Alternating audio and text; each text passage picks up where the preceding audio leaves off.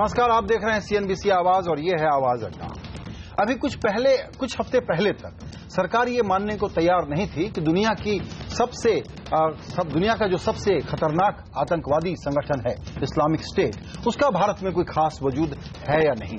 लेकिन पिछले एक हफ्ते में देश के अलग अलग हिस्सों में 19 संदिग्धों की गिरफ्तारी ने पूरी कहानी को पलट दिया है। अब लगता है कि आईएस का खतरा भारत में वास्तविक है। आवाज अड्डा में आज हम ये पूछ रहे हैं कि सरकार की तरफ से आईएस से निपटने की स्ट्रैटेजी कितनी कारगर है, और सबसे बड़ा सवाल ये है कि भारतीय मुसलमानों के साथ आपसी विश्वास बनाने के लिए सरकार के पास कोई और नई सोच और नई पहल है क्या, क्योंकि जो रेडिकलाइजेशन हो रहा है उसको सामाजिक स्तर पर रोकने की जरूरत है। आवाज अड्डा में आज हम इसी पर खास चर्चा के लिए खास मेहमानों का एक पैनल हमारे साथ है। बीजेपी के राष्ट्रीय सचिव आरपी सिंह, कांग्रेस के प्रवक्ता आलोक शर्मा, रक्षा विश्लेषक retired lieutenant general Shankar Prasad, सामरिक विश्लेषक सुशांत सरीन और आरएसएन सिंह, और अंजुमन मिनहाज रसूल के चेयरमैन सैयद अतहर हुसैन देहलवी हमारे साथ हैं। सभी मेहमानों का वक्त निकालने के लिए शुक्रिया। सबसे पहले मैं जाना चाहूंगा प्रसाद साहब के पास। प्रसाद साहब, आपसे बस यही समझना चाहते हैं कि जिस तेजी से, जिस मुस्तैदी से ये ऑपरेशन हुआ, उसको देख के हम लोग चौंके इसलिए हैं कि पहले अंदाज ये था कि शायद हिंदुस्तान से कुछ लड़के गुमराह करके बाहर ले जाए जा रहे हैं, लेकिन यहां पर वो कोई वारदात करें, ऑर्गेनाइज हो रहे हैं, इसका कोई अंदाज नहीं था। तो इस ऑपरेशन को, जो अभी तक हमारे सामने सूचनाएं हैं, आप कैसे देखते हैं? मैं ये मानता हूं कि शायद ये जो आप कह रहे हैं इतना सही नहीं होगा। 2-2.5 साल पहले से हमें ये खबर है और हमारी इंटेलिजेंस एजेंसीज बताती हैं कि आईएसआई की प्रेजेंस इंडिया में बढ़ रही है, यंगस्टर्स को गुमराह करा जा रहा है, और उनको मैंने यहां तक सुना था कि कई इलाकों में 20-20 हजार रुपए की उनको राशि देके भी उनको मोटिवेट किया जा रहा है जाने के लिए। तो ये ऐसी नई आई नहीं है, और ये जो अब आपके सामने आज कल में खुलासा हुआ है, जब कुछ तो पकड़े गए हैं, कि ऐसे ही नहीं पकड़े गए हैं, बल्कि मुझे लगता है कि इनके लिए इनको पकड़ने के लिए बड़ी लंबी तरतीब बनाई गई होगी और काफी अरसे से इन पर देखभाल कर रहे होंगे। तो हम ये नहीं समझ के चल रहे कि शायद ये एक सडनली एक नई चीज उभरी है और 14 आदमी पकड़ लिए हैं या 20 आदमी पकड़ लिए हैं या कुछ आदमी निगरानी में है, 90 आदमियों की लिस्ट भी सुनने में आई है। ये हमें मान के चलना चाहिए कि इंटेलिजेंस एजेंसी इस पर काम कर रही है बहुत दिनों से, 2-2.5 साल से, जब से आईएसआई का सिर उभरा है, और तब से इसके पीछे घूम रही है। उनको काम करने में समय लगता है, ट्रैक करने में समय लगता है, एविडेंस इकट्ठी करने में समय लगता है, और आखिर में पकड़ने में समय लगता है। अभी आपने 14 पकड़े हैं, सुनने में आया 90 की लिस्ट है। ये 90 की लिस्ट काफी समय में तैयार हुई होगी, ये ओवरनाइट तो तैयार हो नहीं सकती। तो आईएसआई की बढ़ोतरी भारत के अंदर करीबन 2-2.5 साल से चल रही है, और ये केवल भारत में नहीं बल्कि पूरे विश्व में चल रही है, और सब जगह लोगों को मोटिवेट किया जा रहा है, खास तौर से एजुकेटेड लोगों को, खास तौर से those people who are educated in the field of engineering, in the field of architecture, in the field of IT, in the field of banking. So these are all these professional areas in where they trying to get people, particularly in the IT, particularly where they can do cyber intrusions and use all these modern techniques. So those are the areas in which they are targeting these people. जी बिल्कुल। सुशांत सरीन साहब, ये बिल्कुल आप लोगों की विशेषज्ञ राय तो इसी तरह की होगी कि ये काफी समय से नजर थी और 2-2.5 साल से हम लोगों को अंदाज था इस बात का, लेकिन अभी जिस तरह से खबर आई है उससे हम लोग चौंके हैं कि अरे, इतना नजदीक और इतना बड़ा खतरा हमारे आसपास मंडरा रहा था। इस संदर्भ में ये सवाल पूछूंगा कि आमतौर पर वारदात होने के बाद पता लगता है या कुछ सूचनाएं होती हैं तो उस पर ठीक से एक्शन नहीं हुआ होता है, तो पता लगता है कि ये इंटेलिजेंस की जानकारी तो थी लेकिन पूरी जानकारी नहीं थी। लेकिन इस बार दरअसल इस बात की शाबाशी देनी चाहिए कि बहुत ही स्विफ्ट, बहुत ही स्मूथ, बहुत ही पक्का ऑपरेशन किया है सरकार ने और सरकार की एजेंसियों ने। सुशांत, लगता तो ऐसे है, क्योंकि जो अभी तक जानकारी हमारे सामने है उससे ये मालूम होता है कि कई सारे इनमें से लोगों को 6-8 महीने से ऑब्जर्व किया जा रहा था। देखिए, बहुत बार ऐसे होता है कि आउट ऑफ क्यूरियोसिटी लोग कुछ ऐसी वेबसाइट्स को खोल करके देखते हैं कि उसमें क्या वाहियात चीज है, हम लोग भी खोल करके देखते हैं। सिर्फ उस बेसिस के ऊपर किसी की निशानदेही करके उसको अरेस्ट करके उसके ऊपर एक टेररिस्ट सिंपथाइजर का लेबल लगा करके मैं कल वो एक अक्लमंदी की बात नहीं होगी। और इस तरीके की जो रेडिकलाइजेशन का माहौल है उसमें मेरे ख्याल सरकार के लिए भी जरूरी है कि जब तक उनके पास पुख्ते सबूत ना हो तो एक थोड़ी सी संवेदनशीलता के साथ इस मामले को डील करना चाहिए, क्योंकि बहुत सारे लोग सिर्फ आउट ऑफ क्यूरियोसिटी जाते हैं।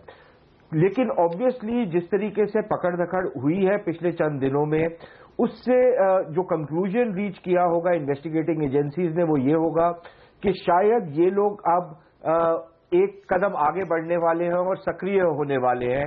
ये सिर्फ एक आइडियोलॉजिकल लेवल पर रेडिकलाइजेशन का मामला नहीं है, अब ये शायद रेडिकलाइजेशन दहशतगर्दी में तब्दील होने वाली है। तो इसमें तो मेरे ख्याल सुरक्षा एजेंसियों की जरूर सराहना करनी चाहिए। और वो सिर्फ ये नहीं होगा कि उन्होंने कुछ इंटरनेट साइट्स को या इंटरनेट ट्रैफिक को मॉनिटर किया होगा, मेरे ख्याल और बहुत सारी जगहों से उन्होंने सबूतों को जोड़ा होगा और एक लार्जर पिक्चर बनाई होगी जिसके तहत फिर पकड़ दकड़ हुई है। और फिर जैसे ही आप कुछ लोगों को पकड़ते हैं तो शायद वो दायरा जो है और ज्यादा बढ़ जाता है और लोगों की जानकारी आपको मिलती है। तो मेरे ख्याल उसके साथ साथ वो बिल्डअप भी कर रहे हैं। That's the smart way to do it.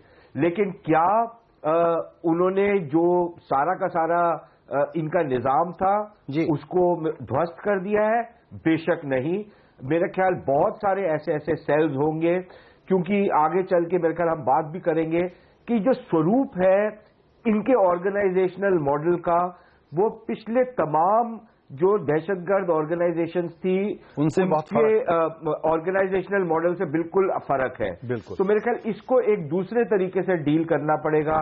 जो ट्रेडिशनल लॉ एनफोर्समेंट या इंटेलिजेंस के तरीके होते थे शायद उतने यहां पर वो कारगर ना साबित हो। लेकिन अभी तक जो कुछ हमारे सामने हुआ है उसमें मेरे ख्याल जांच एजेंसियों की सराहना करना बनता है। बिल्कुल। आइए एक तीसरी विशेषज्ञ राय लेते हैं सिंह साहब से, और वो ये कि सुशांत ने दो शब्द बड़े सोच के प्रयोग किए हैं कि सराहना करनी चाहिए, एजेंसियों ने अच्छा काम किया है, लेकिन सावधानी भी रखनी चाहिए कि क्यूरियोसिटी से चले गए वेबसाइट पे, शायद सिंपैथाइजर भी हो गए, या शायद उस प्रोसेस में थे कि रेडिकलाइज हो जाते, हथियार उठा लेते, कोई वारदात कर देते। अभी एजेंसियों ने जो कहा है वो सूत्रों के हवाले से जानकारी है, या हमको अखबारों से ये खबर मिलती है, अगेन सूत्रों के ही हवाले से, कि दरअसल सीरिया और इराक में बहुत सारे लोगों की इंटरनेट पे, मोबाइल ऐप पे, मोबाइल नंबरों पे अमेरिका और उसकी एजेंसियां निगरानी रखे हुई थी। वहां से कुछ लीड मिली, जाहिर है कि स्पेसिफिक लीड थी, और उसको मिला जुला करके ये काम किया गया है। मैग्नीट्यूड के लेवल पर आप इसको कहां देखते हैं? बहुत प्रिलिमिनरी स्टेज में पकड़ लिया हमारी एजेंसियों ने और कमाल का काम किया, या दरअसल मैग्नीट्यूड गहरा है, बात आगे बढ़ गई है और हमारे पास अभी सिर्फ शुरुआती जानकारी है? सिंह साहब। आई थिंक मैं पहले भी ये कह चुका हूं कि सरकार ने बड़ी मैच्योरिटी से काम लिया है इस पे, और मैं जब बाकी सब कॉन्टिनेंट में जब ये पाकिस्तान में जो देख रहा हूं, ये आईएसआईएस को लेके, और जो मालदीव्स में देख रहा हूं, मालदीव्स मैं आपको बता दूं कि हमसे भी ज्यादा कहीं मॉडरेट और ट्रैंक्विल कंट्री होता था जी। तो एक ये कैलिफेट का अट्रैक्शन तो है, लेकिन देखिए ये जो अभी पे स्प्रेड की बात कर रहे हैं, तो आज अगर महाराष्ट्र एटीएस के हेड का माने तो उन्होंने इंट्रोगेशन के बाद ये बोला है कि डजन स्टेट्स में ये फैला हुआ है।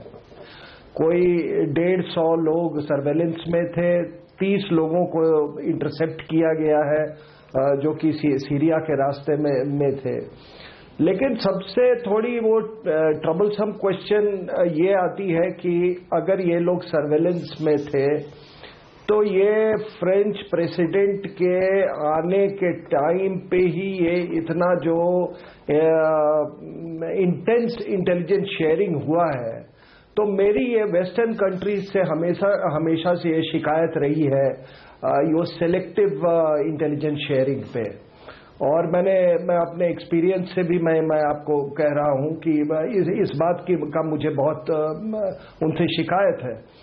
लेकिन अभी आप देखें एक बहुत सिग्निफिकेंट चीज हुआ है कि जो मेन रिक्रूटर जो था शफी अहमद, क्या नाम है उसका, शफी अरमान, जो कि सीरिया बेस्ड है, वो उसका वो अनरावल हो गया है जी। फिर जो यहाँ का अमीर जो था, ये मुश्ताक जो चीफ जो था, वो अरेस्टेड है, जो डिप्टी चीफ है वो अरेस्टेड है। तो ये जब पूरा एपरेटस और नेटवर्क आपने इस तरह से आइडेंटिफाई कर लिया है, तो क्या ये नेटवर्क अब बस्ट हो चुका है?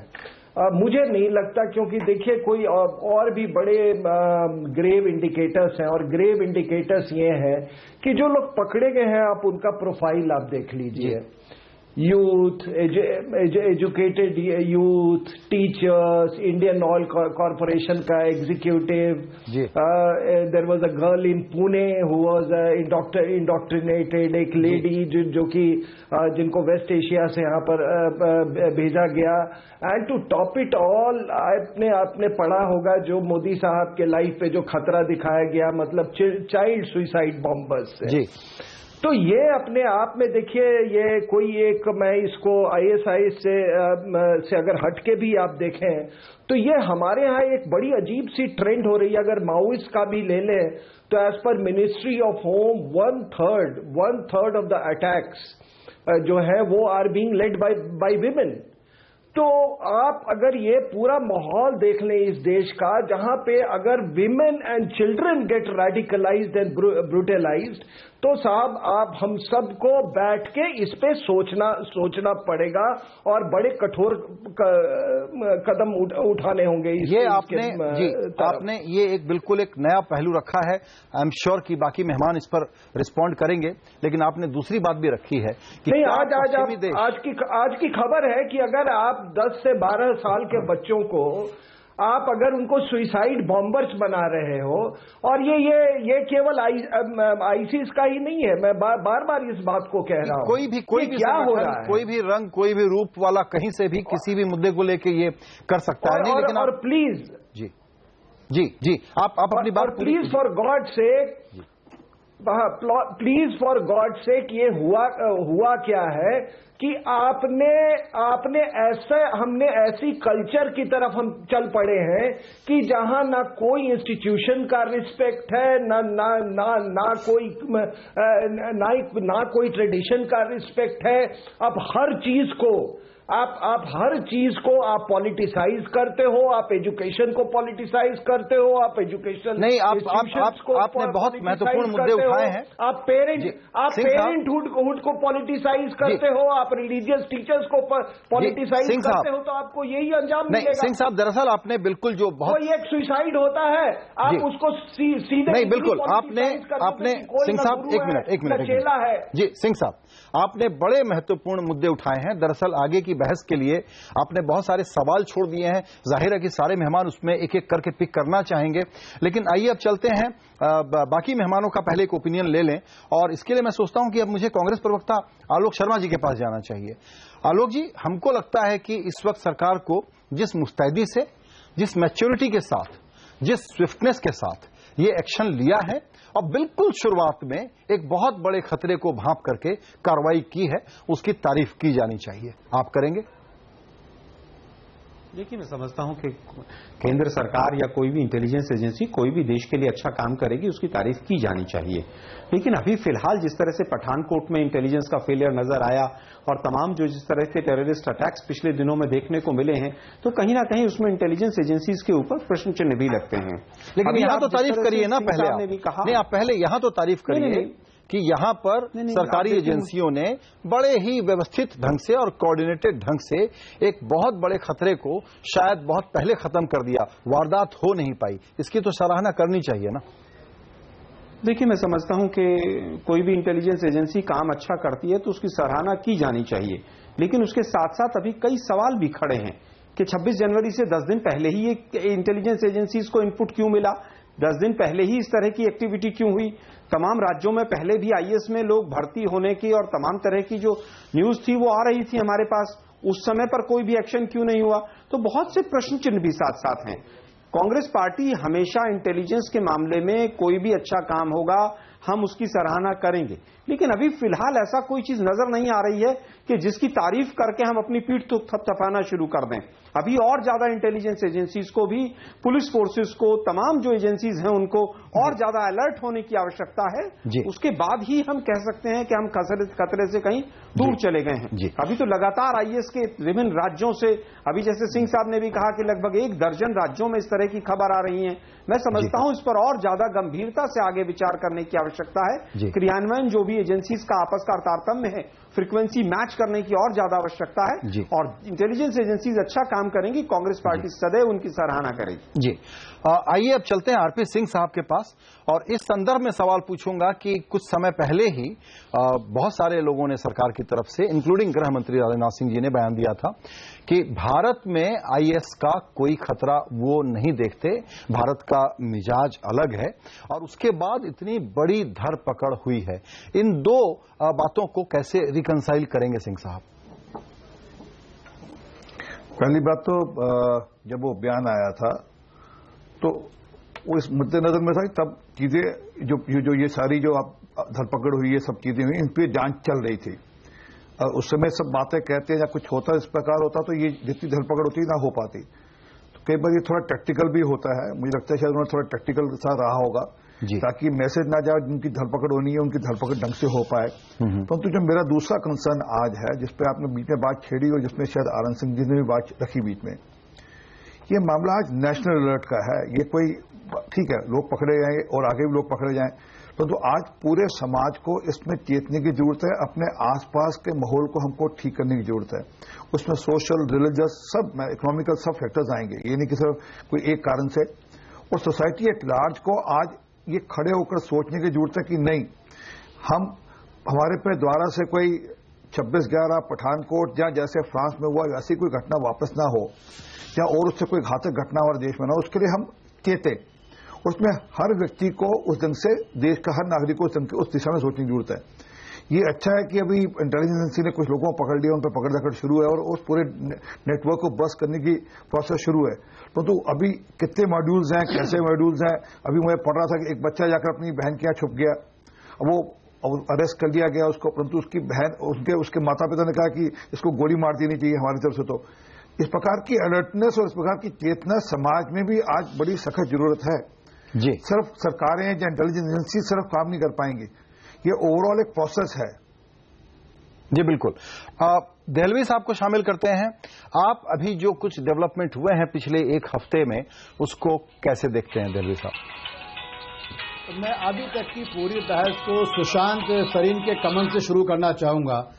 सुशांत ने जो नुक्ता उठाया है कि हमको इस मौजू को सोशल पॉलिटिकल नहीं बल्कि साथ साथ हमको इसको एडमिनिस्ट्रेटिव और तमाम चीजों को शामिल करना पड़ेगा। देखिए, कुछ लोग गिरफ्तार किए जाते हैं। मैं आपको एक छोटा सा उदाहरण देता हूं। 13 जून 2014 को हमने एक खत लिखा एनएसए को कि साहब आईएसआईएस का इस तरीके का मसला है और हम ये चाहते हैं कि सरकार अपनी नीतियों को स्पष्ट करे, इंटेलिजेंसीज को लोकल लोगों के साथ मिलकर इस पे काम करना चाहिए। मगर बदकिस्मती ये है कि 18 महीने गुजर गए मगर कोई जवाब नहीं आया। इससे आगे मैं आपको एक बात बताता हूं। जो रिलीजियस अथॉरिटीज थी, सबने एक आवाज में पिछले 18 महीनों बल्कि पिछले 6 महीने की आपको बात बताता हूं, मस्जिद के अंदर, मदरसों के अंदर, इंस्टीट्यूशंस के अंदर कोई भी ऐसा व्यक्ति नजर आए जो आईएसआई इस तरीके की बात करता है, आप एडमिनिस्ट्रेशन को बताइए, पुलिस को बताइए, लोकल कमेटीज को बताइए। और ये कब हुआ? जब समाज के अंदर संवाद हुआ, समन्वय हुआ इंटेलिजेंस एजेंसीज के साथ। और ये जो कामयाबी मिल रही है, इसमें मुस्लिम समाज के उस हिस्से का बड़ा असर है जो ये चाहता है कि बच्चे उस तरफ नहीं जाएं। लेकिन संजय जी, मैं एक बात का बड़े दुख के साथ आज एक वाकया बताता हूं आपको। मैं हैदराबाद था, जहां एक बच्चे ने बड़ी मेहनत के साथ आईएसआईएस के एक नेटवर्क को पकड़वाने में बहुत बड़ी भूमिका की थी। वो मुझे जब मिलने आया, और इस बात को मैंने लिखा भी, उसने कहा कि मिलने के बाद शाम को मैंने एक चैनल देखा और उस चैनल पे मुझको ये लग रहा था कि आईएसआईएस नहीं बल्कि भारत के करोड़ों लोगों का ट्रायल हो रहा था। तो कहीं ना कहीं अब जिम्मेदारी की बात है, एजेंसीज ने बहुत अच्छा काम करा है इसको। और ये हमारे कांग्रेस के प्रवक्ता से भी मैं कहूंगा कि आपके जमाने में 1-2 नहीं बल्कि आपके जमाने में 8,400 से ज्यादा गिरफ्तारियां हुई थी। इसलिए इस मसले को पॉलिटिकलाइज नहीं किया जाए। एजेंसीज काम कर रही हैं, सराहना होनी चाहिए। समाज में धर्म और जात और इन चीजों से ऊपर उठ के राष्ट्रीय एकता के नाम पर सबको, एजेंसीज, एडमिनिस्ट्रेशन, पुलिस, प्रशासन, सबको साथ मिलकर इस नासूर को खत्म करने के लिए काम करना चाहिए। जी, यहां से प्रसाद साहब के पास फिर चलना चाहिए हमको। प्रसाद साहब, आपने सिंह साहब की एक बात पर गौर किया होगा कि इसके जो दूसरे सोशल पॉलिटिकल कारण हैं या लोगों को ब्रांड कर देने की आदत है, या तो इधर या उधर, या जिसकी तरफ अभी अतहर हुसैन इशारा कर रहे हैं कि जनरलाइज कर देना, ब्रांड कर देना, और इस तकलीफ से हम बहुत गुजरे हैं। हालांकि लोग कहते हैं कि आतंक का, दहशत का कोई मजहब नहीं होता, लेकिन अंत में कहीं न कहीं वो ब्रांडिंग की कोशिश होती है। अभी तक जो इस हफ्ते हुआ है वो एक मायने में बहुत राहत की बात है कि इस तरह की कोई बात सरकार से, एजेंसियों से किसी भी तरह की नहीं आई है। लेकिन क्या यह सरकार के लिए एक बहुत बड़ा मौका नहीं है कि जहां वो ये पूरा नैरेटिव बदल दे और कैसे समुदायों को साथ लेकर के पूरे के पूरे हिंदुस्तानी कौम के तौर पर आतंकवाद के सफाई के लिए एक विश्वास के साथ काम कर सकते हैं, उस रास्ते पर चलने की जरूरत है। आपको लगता है कि सरकार इस मामले में खबरदार है और होशियार है? जी, मैं मानता हूं इस बात को, लेकिन बात हमें समझनी ये चाहिए कि जो व्यक्ति गुमराह हुए हैं उनकी परसेंटेज बहुत कम है। हमें ये नहीं सोचना चाहिए कि सारी जनता की बड़ी लार्ज पॉपुलेशन एक पर्टिकुलर कम्युनिटी की टेररिस्ट की तरफ जा रही है। ये तो कुछ एक बहुत चंद लोग हैं जिनको गुमराह करके इस डायरेक्शन में ले जा रहे हैं। ये मान लीजिए आप कि सरकार की तरफ से मैं समझता हूं कि काफी हरकत हुई है और काफी हरकत की जरूरत है। इसमें सबसे बड़ी चीज जो मैं कहता हूं वो है एजुकेशन। जब तक कि आप एजुकेशन के ऊपर ध्यान नहीं देंगे तब तक ये व्यक्ति एजुकेट नहीं हो पाएंगे, इनको एम्प्लॉयमेंट नहीं मिलेगी, ये बेकार के लिए परेशान रहेंगे, और जब इनको एम्प्लॉयमेंट नहीं मिलेगी तो ये गुमराह करने के लिए आसान हो जाएंगे। तो हमें इनको एजुकेट करना है सबको, चाहे किसी भी कम्युनिटी का हो। अगर एजुकेशन नहीं होगी तो जरूर गुमराह होकर कहीं गलत काम में चला जाएगा, ड्रग ट्रैफिकिंग में चला जाएगा, किडनैपिंग, आर्सन में चला जाएगा, मर्डर में चला जाएगा। दूसरा, we have to do job creation. ये हमारे प्रधानमंत्री कई दफा कह चुके हैं कि job creation is very high on the agenda. तो जब तक ये मुकम्मल जमीन पर नहीं होगा तब तक ये युवा लोग जो हैं ऐसे गलत काम में एकत्रित होते रहेंगे। तो हमें इस चीज को ध्यान देना है। मैं समझता हूं सरकार इससे सहमत है और सरकार इस चीज को समझती है कि education, employment, giving right kind of values is the real crux of the problem. It is not a question of one community or the other community. जी, आरपी सिंह साहब, आपसे मैं ये समझना चाहूंगा कि दरअसल सरकार का और सरकार के साथ आपकी पार्टी का क्या एजेंडा है इस आउटरीच का, जिसको अभी अभी प्रसाद साहब ने बहुत अच्छे ढंग से सामने रखा कि आपको लोगों तक रीच आउट करना पड़ेगा, आपको उनको मौके देने पड़ेंगे, आपको उनको मिलजुल करके साथ लेना पड़ेगा। उनको, अगर कोई किसी को लगता है कि ये मुख्य धारा में नहीं है तो इनको मुख्य धारा में लाने का काम करना पड़ेगा। तो सरकार का इस एस्पेक्ट को, जो बहुत ही संगीन है, उसको एड्रेस करने के लिए क्या प्लान है? अगर उस प्लान के बारे में आप बता सकें सिंह साहब। मैं प्रसाद साहब की बात से पूरा मुतफिक नहीं हूं। मैं उनकी जितनी बात की उससे पूरा मैं हामी नहीं भरता। उसके दो कारण हैं कि जो लोग अभी पकड़े गए हैं वो ऐसे लोग हैं जो कि इकोनॉमिकली वेल टू डू हैं या जो एजुकेटेड हैं, जो ठीक ठाक लोग हैं। परंतु मैं इस बात से राजी हूं कि यस, हमको पूरे समाज को, जिसमें ये नहीं कि कोई हिंदू है या मुसलमान है, अगर मुसलमान है तो है, उनको स्टेक होल्डर बनाना है अपने सिस्टम का जी, और उनको इकोनॉमिक इंक्लूजन का हिस्सा बनाना है, उनको सोसाइटी के जो ओवरऑल डेवलपमेंट का हिस्सा बनाने की जरूरत है। जो छूट गया पिछले कुछ सालों में उनको वापस से उस सिस्टम में लाकर, ताकि जब स्टेक होगा तो फिर आप इस प्रकार की हरकत नहीं करेंगे। परंतु जो अभी हो रहा है वो इस प्रकार के लोग नहीं है। और वहां पर जो देहलवी साहब कह रहे थे, वहां पर उनको और सरकार को मिलकर थोड़ी ज्यादा मशक्कत करने की जरूरत है कि ये जो इस प्रकार का नया ट्रेंड शुरू हुआ है एजुकेटेड में, जो फाइनेंशियली वेल ऑफ में, एक इसलिए कि एक नया किस्म का उनको काम दिखता है, जहां एक नया किस्म का एक वेंचरिज्म दिखता है उस सारे में। क्योंकि कहीं ना कहीं जो कहते हैं ना, थोड़े दिन पहले किस्म का वीडियो पे वॉर गेम्स देखते थे, आज वो रियल टाइम टर्म में वॉर गेम्स करने का मौका देखने का एक जो मिस एडवेंचर और वेंचरिज्म में इस प्रकार के लोग जा रहे हैं, वहां पे देलवी साहब और उनके जैसे और अच्छे मित्रों को और सरकार के साथ मिलकर उसमें काम करने की जरूरत है। ये बताने की जरूरत है, थोड़ी स्पष्टता करने की जरूरत है कि जिहाद से जन्नत नहीं होती। और ये जो दिमाग में कॉन्सेप्ट चलेगा, ये को मैं पढ़ रहा था इन दिनों में, ये दिमाग में चलेगा ये करने से जन्नत प्राप्त होगी। जी, थोड़ा आप बिल्कुल ठीक कह रहे हैं, करने की जरूरत है। आप बिल्कुल ठीक कह रहे हैं। एक चीज की और जरूरत है जो शायद हमको और आपको, मेरे से ज्यादा आपको करने की जरूरत है, कि लोगों के दिलों पर चोट न पहुंचाएं, जनरलाइज करके तोहमत न लगाएं। बिल्कुल, मैं बिल्कुल राजी हूं। और मैं ये ईमानदार से चाहता हूं कि ऐसा जनरलाइजेशन होना। मैं भी कहा कि इसमें भी कुछ श्रेणी के लोग हैं जो मिस एडवेंचरिज्म की तरफ चल पड़े हैं, और मैं इसमें मीडिया से भी सहयोग चाहते हैं कि जो जनरलाइज होकर जहां एकदम कहकर इस प्रकार बड़ा सेंसलाइज कर नहीं, ये बड़ा गंभीरता से समाज के आगे रखने वाला। मैंने शुरू में कहा था कि पूरे समाज को अलर्ट होने की जरूरत है। ये कोई घटना होने के बाद समाज अलर्ट उसकी नहीं। आज ये सोचो घटना रुक गई है, ये एक हमारे लिए पॉजिटिव है। हम इसी से आगे बढ़ते हुए समाज को पूरा अलर्ट हो, और उसमें बेशक वो किसी संप्रदाय से हो, मुसलमान हो, सिख हो, जैन हो, हिंदू हो, किसी संप्रदाय से हो, बिल्कुल पूरे समाज को यूनाइटेड। देलवी साहब आपकी बात पर कुछ कमेंट करना चाहते हैं? साहब से जो सहयोग हमसे चाहते हैं उसमें मेरे से जब चाहे हम संपर्क करें, जो हम सहयोग कर सकते करेंगे उसमें। बिल्कुल देलवी साहब। नहीं, मैं दो चीजें कहना चाहूंगा। पहली चीज तो ये कि देखिए, आज मुस्लिम समाज को और हम सबको एक इस बात को तो मानना पड़ेगा, खाली इकोनॉमिकल कंडीशंस नहीं, कहीं ना कहीं कुछ लोगों ने इस्लाम के मौलिक सिद्धांतों के विपरीत अपने इस्लाम को पेश करने की कोशिश की। इसको मैं पूरी जिम्मेदारी से कबूल करूंगा। मैं अपना चेहरा जो है वो छुपाऊंगा नहीं कि नहीं, ऐसा नहीं है, पहले चीज। दूसरी चीज जिसको समझनी पड़ेगी, जो मैं समझता हूं कि सिंह साहब ने उठाया था, हमारे चूंकि इंटेलिजेंस में रहे वो जानते हैं, वेस्टर्न कंट्रीज का मैं आपको डबल स्टैंडर्ड बताऊं।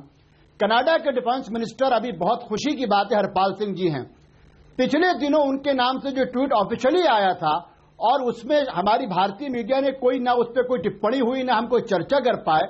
उसमें कहा गया कि साहब ये कनाडा की खूबी है कि उसने वर्ल्ड सिख फोरम के एक आदमी को, ये जो चीजें जब तक वेस्टर्न कंट्रीज अपने सुकून के लिए हमारे लोगों का इस्तेमाल बंद नहीं करेंगे, अब वो क्या सऊदी अरब हो, ईरान हो, सीरिया हो, खाली इकोनॉमिकल नहीं। और एक अंतिम चीज, सबसे जो आप बार बार संजय जी कह रहे हैं, हमारी वर्तमान सरकार को अब ये करना पड़ेगा, और वर्तमान सरकार के सारे पॉलिटिकल पार्टीज को जनरलाइज करके आप काम तो करिए, लेकिन जबान संभाल के। जब आप हर किसी को एक ही निगाह से देखते हैं, तो जो बहुत सारे हमदर्द भी होते हैं, उनको भी लगता है कि उनको भी उसी कटोरे में खड़ा किया जा रहा है, और फिर समाज को समझाना मुश्किल बन जाता है। जी बिल्कुल। सुशांत, आपसे एक ब्रेक में जाना है, लेकिन उसके पहले इसी से जुड़ी हुई बात है तो पहले कर लूं। नया सोच ये भी है कि दरअसल इस्लामिक स्टेट नाम का ये जो संगठन है, इसको हमको धर्मांध कारणों से ये कर रहे हो, ये नहीं देखा जाना चाहिए। बहुत विशेषज्ञ कहते हैं कि इन्होंने एक प्रकार की अपनी ब्रांडिंग और मार्केटिंग कर ली है, एक प्रकार का फैशनेबल धंधा बना लिया है, जिसका इशारा अभी सिंह साहब भी कर रहे थे कि जो पढ़े लिखे लोग हैं, ठीक ठाक बैकग्राउंड के लोग हैं, उनको भी शामिल करने का एक प्रकार का जोश या एक प्रकार का मोटिवेशन मिल गया है।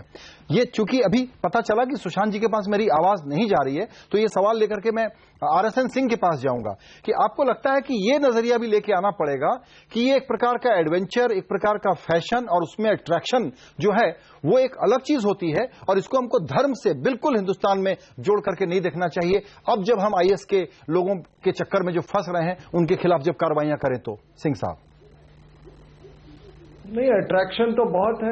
अगर अट्रैक्शन नहीं होता तो ये जितने सो कॉल्ड लिबरल कंट्रीज जो हैं, ब्रिटेन हुआ, फ्रांस, जर्मनी, डेनमार्क, वहां से लोग जा रहे हैं इतनी मात्रा में IS को ज्वाइन करने। अगर मालदीव से कोई उठ के वहां जाना चाहता है तो अट्रैक्शन तो है। और देखिए, अगर आपने दबिक में इंटरव्यू पढ़ा है वो IS खुरासन के हेड का, हफीज सईद खान का, तो उन्होंने कहा है कि भाई ये उन्होंने तो बहुत गालियां निकाली है लश्कर तोयबा, ISI और अफगान तालिबान को। वो कह रहे कि इनको तो ISI इस्तेमाल कर रही है, ये पैन इस्लामिज्म के लिए कोई काम ही नहीं कर रहे हैं। तो इतिहास में ये भी देखा गया है कि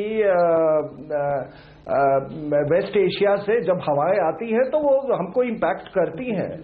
आखिर गांधी को भी सकम करना पड़ा था खिलाफत मूवमेंट के लिए। इतिहास ना किसको ये नहीं भूलना चाहिए, मैं अपनी तरफ से नहीं बना रहा हूं। तो ये लोग हमेशा आप देखेंगे कि कुछ लोग, मतलब ये मौलाना ने बिल्कुल सही कहा कि लोग गुमराह करते हैं। आप इस पूरी से कि इस्लामिक ट्रायम्फलिज्म का आप एक ख्वाब दिखाते हो, उसके बाद आप वो टी शर्ट कभी खुमैनी का टी शर्ट हो जाता है, उसके बाद फिर ये सद्दाम हुसैन के टी शर्ट चलने लगते हैं, फिर उसके बाद उसका ये क्या बोलते हैं ये ओसामा बिन लादेन का टी शर्ट चलना होता है। और साहब एक चीज देखो, let's call spade a spade.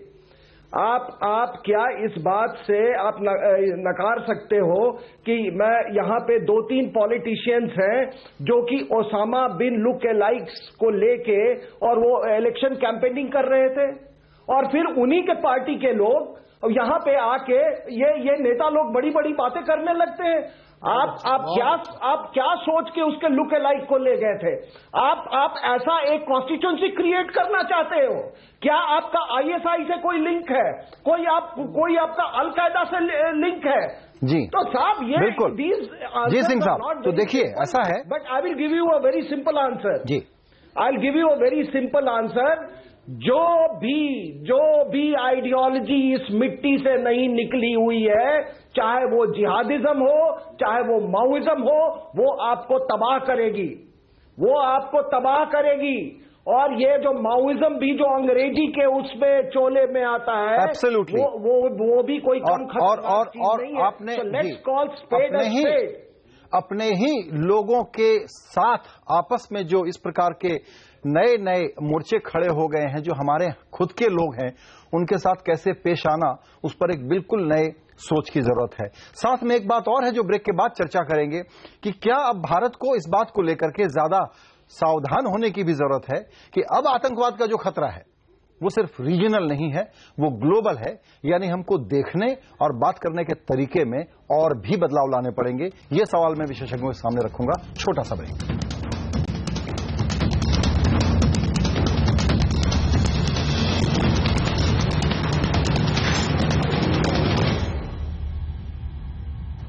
CNBC आवाज पर चर्चा हो रही है। आईएस का जो अचानक खतरा आया है, बड़ी गिरफ्तारियां हुई हैं, देश के कई इलाकों में ये गिरफ्तारियां हुई हैं और लगता है कि एक बहुत बड़ी वारदात को अंजाम देने के पहले सरकारी एजेंसियों ने बखूबी इन लोगों को पकड़ लिया है। आगे ये खतरा कितना बड़ा है और सावधानी के लिए क्या क्या किया जाए, इसी पर चर्चा हो रही है। और मेहमानों की राय लेने के पहले आलोक शर्मा जी, आप कुछ कहना चाहते थे ब्रेक में जाने के पहले, आप अपनी बात रखें। देखिए, मैं समझता हूं कि जिस तरह से आप बार बार कह रहे थे कि इंटेलिजेंस एजेंसीज ने बहुत अच्छा काम किया है, उनकी पीठ थपथपाई जानी चाहिए, मैं उसके हमेशा पक्ष में रहता हूं, पर्सनली भी और हमारी पार्टी भी। लेकिन अगर पठानकोट का अटैक होता है और उसमें यह भी नहीं पता चलता है कि ऑपरेशन अभी समाप्त हुआ है, कि ऑपरेशन चल रहा है, 4 दिन तक ऑपरेशन चलता है, उसके बाद पुनः ऑपरेशन शुरू हो जाता है, तो मैं समझता हूं कहीं ना कहीं जो इंटेलिजेंस एजेंसीज पर प्रश्न चिन्ह उठने चाहिए वो भी लाजमी है। मैं इस पर राजनीति नहीं करना चाहता हूं। अभी मुखर्जी साहब ने, शंकर प्रसाद साहब ने भी बहुत अच्छी एक बात कही कि जॉब्स के क्रिएशन की बात बहुत अच्छे से होनी चाहिए। अभी पिछले 2 साल में जॉब का जो क्रिएशन का इंडेक्स है वो नेगेटिव चल रहा है। तीसरा, मैं एक बात कहना चाहता हूं, देहलवी साहब से बड़े अदब के साथ कहना चाहता हूं कि अगर आपके समाज में इस तरह की चीजें आ रही हैं, इसमें कहीं ऐसा कोई वो नहीं है कि कहीं आपके समाज से नहीं आ रही हैं, तो समाज के जितने मुखिया हैं, जो धर्म गुरु हैं, जो मदरसे के जो मुख्य कर्ता धर्ता लोग हैं, उनकी भी कहीं ना कहीं जिम्मेदारी और ज्यादा बढ़ जाती है कि किस तरह से इन चीजों को कंट्रोल किया जाए, किस तरह से युवाओं को जिहाद और आईएस की तरफ जाने से रोका जा सके, किस तरह से उनके अंदर एक अवेयरनेस पैदा की जाए कि जो चीज आईएस कर रही है वो इस्लाम के खिलाफ है, वो इस्लाम नहीं है। तो कहीं ना कहीं धर्म गुरुओं का भी बहुत अच्छा एक योगदान होना चाहिए, जिसके लिए हम चाहते हैं कि इनका भी योगदान और ज्यादा से ज्यादा बढ़े। एक मैं चीज और कहना चाहता हूं, भारतीय जनता पार्टी क्योंकि आज सत्ता पक्ष में है, जिस तरह के बयान पिछले 2 साल में हमने देखने को मिले हैं कि आप अगर भारतीय जनता पार्टी को वोट नहीं देते हैं तो पाकिस्तान चले जाइए, बिहार में बीजेपी हार जाएगी तो पाकिस्तान में पटाखे चलेंगे। इस तरह के जो इनटॉलरेंट जो वातावरण बनाने का प्रयास है, इससे भी कहीं ना कहीं हमारे युवा जो हैं वो बहक सकते हैं, कहीं ना कहीं वो आईएस के बहकावे में आ सकते हैं। तो भारतीय जनता पार्टी के जो तमाम लीडर्स हैं, खासतौर पर मंत्री पद पर, सांसद, जो जिम्मेदार पदों पर लोग बैठे हुए हैं, उनको भी बहुत ज्यादा जिम्मेदारी के साथ, सहनशीलता के साथ इस तरह के बयान देने चाहिए। आरपी सिंह साहब, आप जवाब देना चाहेंगे? इनका पॉइंट यह है कि कुछ बोलने में जानबूझकर, इरादतन या अनजाने में बड़ी बातें सामने आई हैं जिस पर सचमुच लगाम लगाने की जरूरत है। संजय, बाद में कुछ कहना चाहूं। चलिए, हमारे यहाँ लोग अगर राष्ट्रवाद की बात करते हैं, जी आरपी सिंह साहब, आरपी सिंह, उसामा जी तो नहीं कहते, ये तो नहीं कहते कि उसामा जी के ऊपर अटैक क्यों हो गया, पर बात विषय इसका नहीं है जो इस विषय जा रही है। जो बार बार बात हमारे कांग्रेस के मित्र कह रहे हैं कि पठानकोट में इंटेलिजेंस फेलियर हो गया, पठानकोट में इंटेलिजेंस फेलियर हो गया, मैं माफी चाहता हूं, शायद उनकी जानकारी भी नहीं है। अगर इंटेलिजेंट इनपुट नहीं होता तो इससे बड़ा मामला होता। इंटेलिजेंट इनपुट था तो ये मामला रोक पाया और उनको फेलियर क्या होगा कि ऑपरेशन चल रहा है कि नहीं चल रहा है, देश की जनता को ये भी नहीं पता चल पाया। आप बोले थे, मैं नहीं बोला ना आपको। आपके नेता को तो रात भर नींद नहीं आती, सारी रात सोनी बात की, वो आंसू आते हैं जब वो कोई कहीं कांड हो जाता है तो उनके बाटला, उसके बाद आंसू आते हैं, रोती है। अगर इस तरह का बयान दिया है, सोनिया गांधी जी ने, सोनिया गांधी जी का बयान इस बारे में, वो आपके सलमान खुर्शीद का बयान इस बारे में, क्या करोगे आप? आप ये जो देश के अंदर पूरी बहस को इन्होंने बहुत अच्छे इशू को पॉलिटिकलाइज कर दिया। करिए 26/11 रुकिए। देखिए, इरादा बिल्कुल ये नहीं था। सर एक मिनट, शर्मा जी और सिंह साहब, नहीं, आलोक जी और आरपी सिंह साहब, सलमान खुर्शीद और देखिए एक मिनट आरपी सिंह साहब, एक मिनट। कहते हैं मोदी जी को हटाना है तो हमारा सपोर्ट करिए, पाकिस्तान चले जाकर हाथ मिलाने की बात करते हैं कांग्रेस।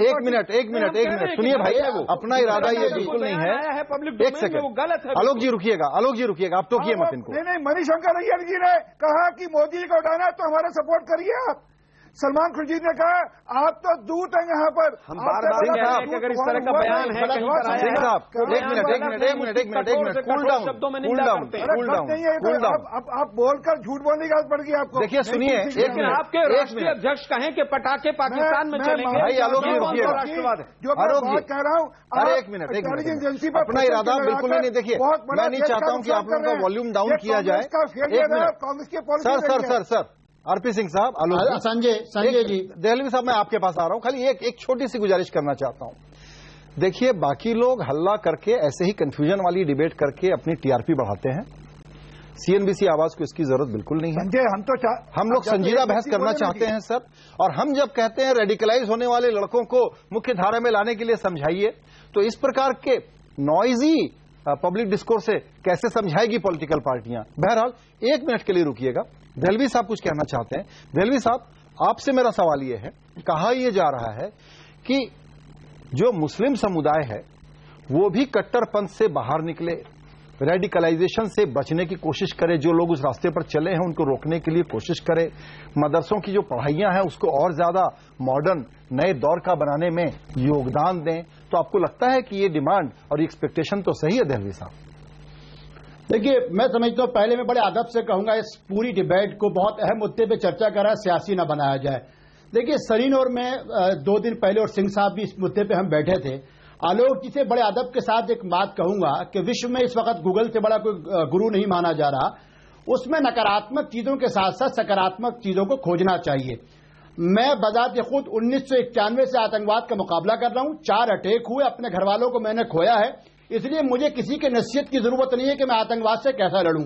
मगर बीजेपी हो या कांग्रेस हो, मैं बड़े दर्द के साथ एक बात कहता हूं। मैंने उस दिन सरीन साहब को शामिल करते हुए एक बात कही थी, मैं यहां हूं, विश्व मंच पे किसी मंच पे भी जाऊंगा, आंख में आंख डाल के कहूंगा, उसामा हो, बगदादी हो, हाफिज सईद हो, गिलानी हो, ये आतंकवादी हैं और इस्लाम के नाम पे जो आतंकवाद है उसको रोकने के लिए समाज एक साथ है। पर ये आलोक शर्मा जी हों, इन्होंने अफजल गुरु को, इन्होंने कसाब को फांसी देने में बहुत बड़ा नेक काम किया, हम सब साथ थे।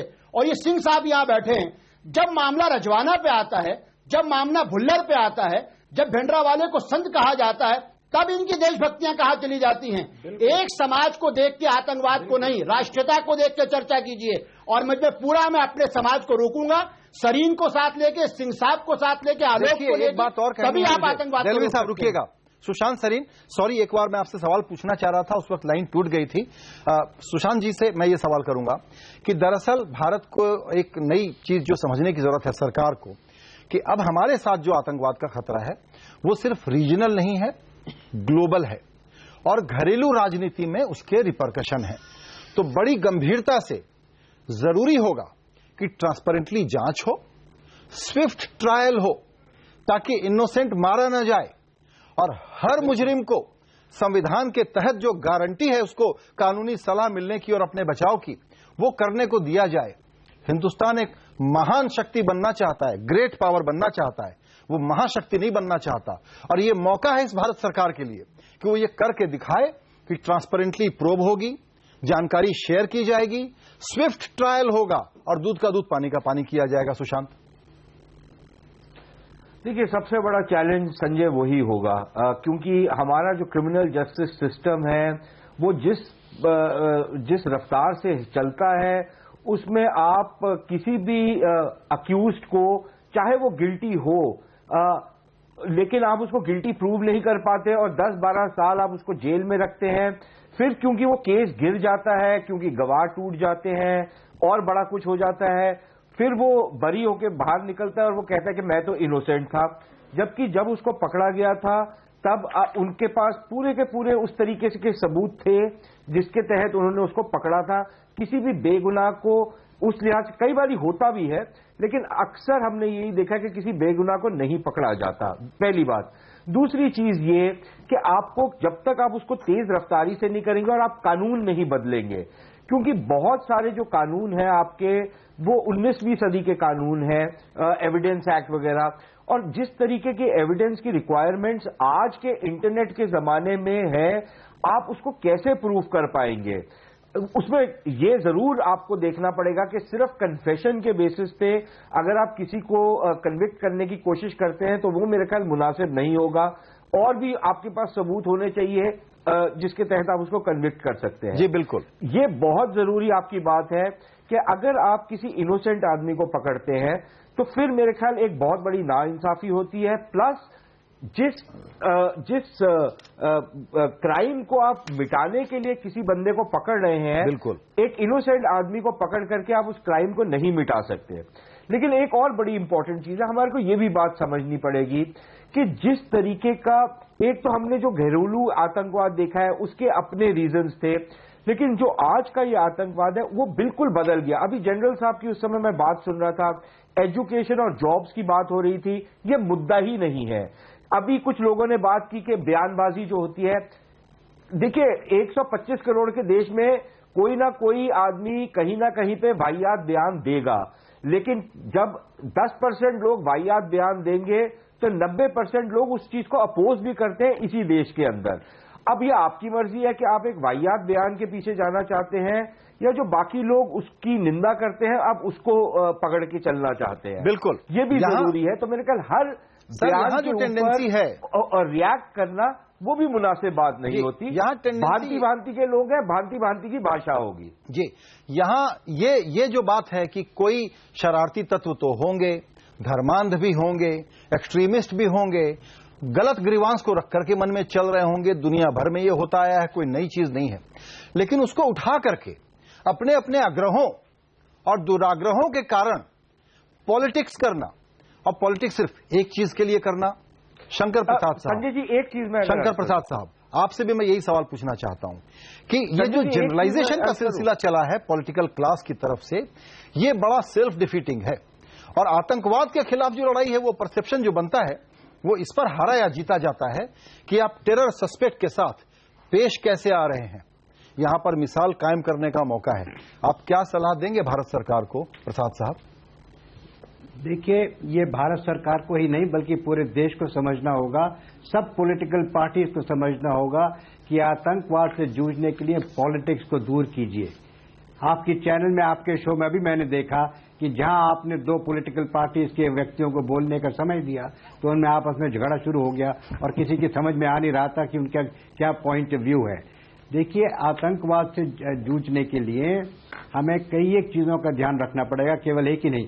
और आपने कई दफा सही लफ्ज इस्तेमाल किया कि this is not only local terrorism, not a national terrorism, it's a global terrorism. तो ग्लोबल टेररिज्म को अटैक करने के लिए वर्ल्ड की सब पावर्स को एकजुट होके इस चीज को एड्रेस करना पड़ेगा, इंटेलिजेंस शेयरिंग करनी पड़ेगी, एक दूसरे की मदद करनी पड़ेगी।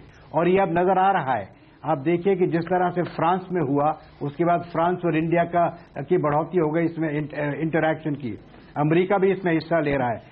अभी अमेरिकन प्रेसिडेंट ने इसको पठानकोट वाले को कंडेम किया है, पेरिस वाले इंसिडेंट को सबने कंडेम किया था। तो मैं समझता हूं कि जब इस विश्व में ये बात समझ में आ रही है सबके कि it is a global threat, it is not a threat only to India और टू एनी रीजन, जी, तभी ये चीज जब पूरा विश्व इसमें जुट कर चलेगा। और ये बात मैं मानने को अवश्य तैयार हूं कि यस, एजुकेटेड पीपल भी आईएसआईएस में जा रहे हैं। और सबसे बड़ी गंभीरता की बात यही है कि वो समय आ गया है कि जबकि सिर्फ अनएजुकेटेड, अनएम्प्लॉयड लोग ही नहीं जा रहे थे, बल्कि एजुकेटेड लोगों को गुमराह करके, मोटिवेट करके, ब्रेन वॉश करके इस संस्था आईएसआईए में जोड़ा जा रहा है। ये एक नई समस्या खड़ी हो गई है। इस समस्या से जूझने के लिए मैं समझता हूं कि इंटेलिजेंस एंड ग्लोबल एक दूसरे के संग मिलकर चलना बहुत जरूरी हो गया है। जी सुशांत, आप अभी कुछ कहना चाहते हैं? मैं तुरंत आपके पास आऊंगा एक छोटे से ब्रेक के बाद, और इसी पॉइंट पर हम लोग अगला जो सेशन है उसको कंक्लूजन लेना चाहेंगे आप लोगों का, कि दरअसल हिंदुस्तान बहुत आगे बढ़ा हुआ है, लोग बहुत आगे बढ़े हुए हैं, लेकिन पॉलिटिकल क्लास की एक पुरानी सोच है। हम क्या ये आशा करें कि इस बार जो सिलसिला चला है भारत में आतंकवाद से मुक्ति दिलाने का, उसमें पॉलिटिसाइजेशन नहीं होगा? यही तो सबसे बड़ा सवाल है। छोटे से ब्रेक के बाद।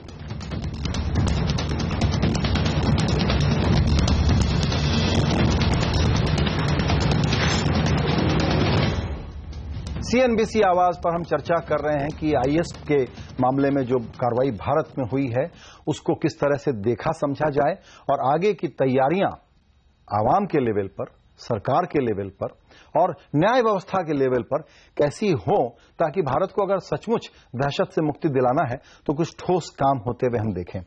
सुशांत सरीन, आप कुछ कहना चाहते थे? नहीं, एक तो जो आपने सवाल छोड़ा था ब्रेक में जाने से पहले, देखिए भारत में पॉलिटिसाइजेशन भी होगी, और इस तरीके का जब मामला होता है तो आप चाहें या ना चाहें प्रोफाइलिंग भी होती है। वो मेरे ख्याल स्वाभाविक है, लेकिन उससे थोड़ा सा लोगों को थोड़ा सा उठ करके भी देखना पड़ेगा, और लोग देखते भी हैं। हमने पंजाब में जब आतंकवाद हुआ वो वाला भी समय देखा था, प्रोफाइलिंग भी हुई थी, लेकिन फिर समाज के जो अपने इम्पल्सेस हैं वो टेक ओवर किए थे और हम उससे जूझ पाए। पहली बात तो ये। दूसरी चीज ये, जो मौलाना दहलवी कह रहे हैं उनका समर्थन करते हुए मैं लेकिन एक चीज की निशानदेही जरूर करूंगा। ये जो प्रोपेगेंडा की हम बात कर रहे हैं, ये कोई 1-2 साल का प्रोपेगेंडा नहीं है। ये एक नैरेटिव बना है मुस्लिम समाज में, भारत में शायद कुछ देर से बना है, लेकिन दुनिया के बाकी हिस्सों में काफी अरसे से बना है कि इस्लाम खतरे में है, इस्लाम को विक्टिमाइज किया जा रहा है, और तमाम इस तरीके के जो नुक्ते हैं उनको रेज करके एक माइंडसेट की तैयारी की गई है कि डेलिबरेटली इस्लामिक लैंड्स के ऊपर अमेरिका बहादुर आके गाबिज हो गया है वगैरह वगैरह। वो जो एक नैरेटिव है वो फैला है और वो अब भारत में भी आना शुरू हुआ है। तो ये हमारा मानना कि आईएस एक नए किस्म का जानवर है और इसी के करके इतना कुछ हो रहा है, वो मेरा ख्याल एक लेवल पर, एक लेट स्टेज पर आईएस ने उस नैरेटिव को ओन किया है और उसको फॉरवर्ड करने की कोशिश की। दूसरी चीज जो मैं निशानदेही करना चाहूंगा और जिसमें मेरे ख्याल मौलाना साहब जैसे लोगों की ज्यादा जिम्मेदारी बनेगी, वो ये है कि आईएस के जो लोग हैं वो इस्लाम के अंदर से ही नुक्ते उठा करके अपने आप को एक नए तरीके से पेश करते हैं और अपने आप को दिखाते हैं कि हम इस्लाम की नुमाइंदगी करते हैं। मेरे ख्याल उनका ये जो फलसफा है उसको पंचर करने के लिए मौलाना लोग जो हैं वो एक बहुत अच्छा किरदार अदा कर सकते हैं। मेरे ख्याल उस पर इनको ज्यादा तवज्जो देनी चाहिए। और फाइनली जहां तक सरकार का मामला है, बहुत सारे कदम ऐसे उठाए जा रहे हैं सरकार द्वारा जो शायद बहुत उसको पब्लिसाइज नहीं किया जा रहा, और क्योंकि कई बार ऐसे होता है कि जब सरकार उसको पब्लिसाइज करती है तो उसकी क्रेडिबिलिटी खत्म हो जाती है उन कदमों की। तो मेरे ख्याल धर्म गुरुओं के साथ भी, कम्युनिटी लीडर्स के साथ भी, राजनेताओं के साथ भी, लोकल लेवल पर भी एंगेजमेंट का एक प्रोसेस जारी शुरू हो गया है। उसको और तकवीत मिलनी चाहिए, उसको और पकड़ना चाहिए। लेकिन ये एक बहुत लंबी लड़ाई होगी। ये 6 महीने, 5 साल या 10 साल में खत्म होने वाली बात नहीं है। ये मेरे ख्याल इस सदी की शायद यही लड़ाई होगी। जी बिल्कुल। और इस लंबी लड़ाई में RSN सिंह के पास चलना चाहूंगा, उनका एक फाइनल कमेंट लूंगा, बाकी मेहमानों का कमेंट ले पाऊं उसके पहले, कि आप क्या हिदायत और सलाह देंगे। मेरा ध्यान इस बात पर है, quick justice to all such cases, और वो सरकार के लिए भले ही कोर्ट में जाके कहना पड़े कि जरा इसका जल्दी ट्रायल कराइए, उस तरह का काम करना चाहिए। बहुत बड़ा विश्वास क्रिएट करेगा हमारी संस्थाओं के मामले में, हमारी नीयत के मामले में, हमारे इरादों के बारे में, और हमारे संकल्प कि भारत को दरअसल आतंकवाद से मुक्त किया जा सकता है। आप मानेंगे कि यहां पर स्विफ्ट ट्रायल अगला फोकस होना चाहिए हम तमाम लोगों का। नहीं, स्विफ्ट ट्रायल तो एक मसला है, एक दूसरा मतलब एक लार्जर पर्सपेक्टिव में देखें तो मैं बहुत इस पे गहराई से सोचता हूं, और मुझे एक ही सोल्यूशन आता है कि यहाँ पर जो भी है, कोई किसी समुदाय का हो, उसको भारत की तरफ, उसको वो सेंट्रीपिटल फोर्सेस जो हैं वो उस पे हमको तवज्जो देनी चाहिए। लेकिन दुख के साथ कहना पड़ रहा है कि 60-70 साल में अगर आप देखें तो हमको कन्वर्जेंस की तरफ जाना चाहिए था। और अब इस बात से आप ये नहीं डिसएग्री नहीं कर सकते कि हम डाइवर्जेंस की तरफ गए हैं। उसका एक कारण जो है, आपने बड़ा एक सही सवाल आपने कहा कि ये ग्लोबल फिनोमिनन है, जरूर ग्लोबल फिनोमिनन है। वेस्ट एशिया में कई चीजें होती नहीं है। एक जमाना था जब अरब सोशलिज्म था, आपने बिल्कुल ठीक बात कही कि कन्वर्जेंस, जी बिल्कुल कन्वर्जेंस की तरफ जाना चाहिए। फंडामेंटलिस्ट इस्लाम जब उसको ये हुआ तो उसका क्या असर हुआ, 78 में ईरानियन रेवोल्यूशन हुआ। जी बिल्कुल सर, मेरे पास थोड़ा वक्त कम है, इसलिए आपको गुस्ताखी माफ करिएगा, मुझे रोकना पड़ेगा ताकि मैं फाइनल कमेंट सबका ले पाऊं। दहलवी साहब, क्या आपको लगता है कि सारी कम्युनिटीज को मिल करके दरअसल सरकार को यह कहना चाहिए कि आइए एंगेज होइए, बात करिए, और सरकार को भी यह कहना चाहिए कि हमको जहां जहां हम असहमत भी हैं किसी भी विषय को लेके, दर्शन हो, पंथ हो, धर्म हो, उससे ऊपर उठ करके साथ में काम करते हैं, बात करते हैं, डायलॉग करते हैं आपस में। बिल्कुल संजय जी, मैं बहुत संक्षेप में 3 चीजें कहना चाहूंगा। पहले तो विश्व स्तर पे विश्वसनीय दोस्तों की तलाश करनी पड़ेगी, कौन हमारे साथ है, और हमको उनका विश्लेषण करने के बाद इस पे उनको साथ मिलना चाहिए। दूसरी चीज जो भारत के संदर्भ में पूरी जिम्मेदारी से मैं कहता हूं, भारत में इस्लाम के इस 1400 साल के रिश्ते की बुनियाद भारतीय इस्लाम है, जिसने लोकल परंपराओं को अपना के यहां तक पहुंचा है। बिल्कुल। और तीसरी चीज ये है, आपके चैनल को सभी लोग देख रहे हैं, जो हमारे उलामा, मुस्लिम यूथ, जितने लोग इसको देख रहे हैं, मैं उनसे एक ही अनुरोध करूंगा, पैगंबर मोहम्मद सल्लल्लाहु अलैहि वसल्लम की बुनियादी तालीमात के साथ भारत के अंदर जो हमारी कामयाबी है वो मौलाना आजाद के लफ्जों में यह है कि मैं यहां रहकर यहाँ की परंपराओं के साथ इस्लाम का निर्वाह करता हूं। बिल्कुल, मेरा वक्त बिल्कुल खत्म हुआ है सर, साथ आना पड़ेगा। अंतिम बात मेरा वक्त बिल्कुल खत्म हुआ है सर, माफ करिएगा, क्योंकि मैं बाकी मेहमानों का कमेंट नहीं ले पाऊंगा, लेकिन फाइनल कमेंट मैं बीजेपी के प्रवक्ता का लेना चाहूंगा उस एक सवाल के साथ कि देखिए, भारत का नेशन स्टेट जिसको कहते हैं, वो जब निकलता है और एक रास्ते पर चलता है तो काम तो इस देश में सारे ठीक होते हैं, लेकिन पिछले दौर में जो हम एक डिविजिवनेस देख रहे हैं, जिस प्रकार की जुबान हम देख रहे हैं, खास करके वो रूलिंग पार्टी के जो कजिन ब्रदर्स हो, सिस्टर्स हो, उनकी तरफ से आए, तो आशंका होती है कि हर चीज को तो भाई इलेक्शन से मत खेलिए, ये कहकर के मत खेलिए कि कांग्रेस भी ऐसा ही करती थी। क्या दरअसल हम बीजेपी से, सरकार से एक नई जुबान सुनेंगे? मैं समझता हूं कि पिछले हफ्ते की घटना एक ऐसी घटना है जो संगीन है और हमको यहां से एक नई शुरुआत करनी चाहिए। आरपी सिंह साहब, मेरे ख्याल जो राष्ट्रपति जी की जुबान है और जो प्रधानमंत्री की जुबान है वो देश की जुबान है, और दोनों ने बड़ा स्पष्ट कहा है कि ये देश के अंदर गरीबी के मामले में चिंता करने की जरूरत है, तरक्की की चिंता करने की जरूरत है। इसमें कोई मजहब की बात नहीं है। तो मैं माफी चाहता हूं, ये जो मामला अब हो रहा है ये इसके कारण कहीं और हैं। जो RSN सिंह ने कहा कि पिछले कई सालों से, पिछले कुछ दशकों से वो अलग अलग रूपों में आ रहा था, परंतु आज एक जो चीज आप छोड़ के पूरी डिबेट ये चलिए फिर आप उधर चले गए जहां आप रिएक्शन के तौर पर चीजों को जस्टिफाई करना चाहेंगे, लेकिन आपकी ये जो बात है सबसे महत्वपूर्ण है सिंह साहब, आपकी ये बात सबसे महत्वपूर्ण है देश में कि राष्ट्रपति जी ने और प्रधानमंत्री जी ने जो कहा है, ये एलिमेंट इस प्रकार का मामला चल रहा है। सिंह साहब बिल्कुल ठीक है, माफ करिएगा मेरा वक्त खत्म हुआ। आपकी आखिरी बात बिल्कुल सही है कि राष्ट्रपति और प्रधानमंत्री ने जो कहा है कि गरीबी से लड़ो, आपस में मत लड़ो। आपस से लड़ने की जो इच्छा होती है उसको दबाने की जरूरत हर तरह के लोगों को, खास करके जो इलेक्टोरल पॉलिटिक्स में है, उनके लिए ज्यादा है। इसी के साथ सभी मेहमानों का बहुत शुक्रिया। नमस्कार।